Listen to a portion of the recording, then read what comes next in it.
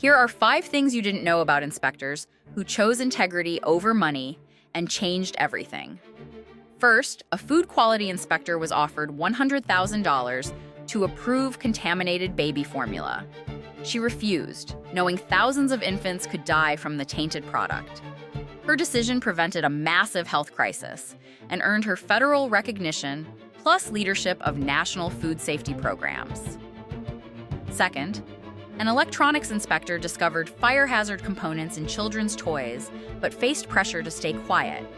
He reported it anyway, saving countless lives and landing a position with the Consumer Protection Agency. Third, a water quality inspector exposed toxic contamination that city officials were covering up.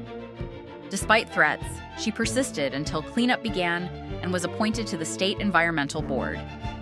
Fourth, a pharmaceutical inspector halted production of tainted blood pressure medication that could cause heart attacks.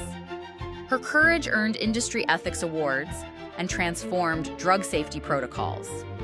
Fifth, a construction inspector refused to pass a stadium with deadly structural flaws. His decision prevented a collapse during the championship game that would have killed hundreds. He received lifetime recognition and consulting contracts worth millions.